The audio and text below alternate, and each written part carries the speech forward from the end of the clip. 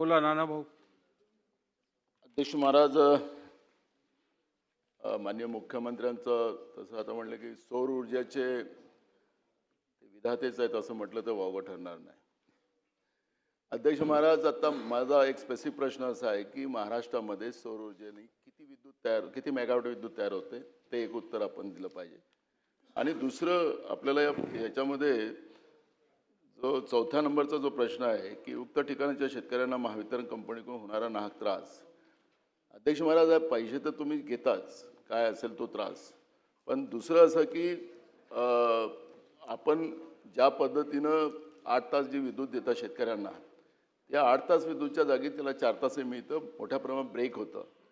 या ज्या कंपन्या ज्या असतात त्या कंपन्यांना मोठ्या प्रमाणात आपण वेळेवर विद्युत सप्लाय करतो आणि इकडे आता ब्रेक करून शेतकऱ्यांचं पिकं आपण मारतो. ही परिस्थिती वस्तुस्थितीला आहे आणि म्हणून शेतकऱ्यांना जे काही 8 तास विद्युत देण्याचा संकल्प आपण केलेला आहे, आमचं म्हणणं आहे 10 तास तरी दिलं पाहिजे, पण आपण 8 तासही लाईन देत नाही. हे सभागृहातले सगळ्या लोकांना ते माहिती आहे, आपल्याला पण माहिती आहे, आपण पण शेतकरी आहात. त्यामुळे मला असं वाटतं की शेतकऱ्यांना 8 तास निरंतर विद्युत देण्याच्या दृष्टिकोनातून यांच्या इथं मिळत असेल धरणगावला, मला माहिती नाही.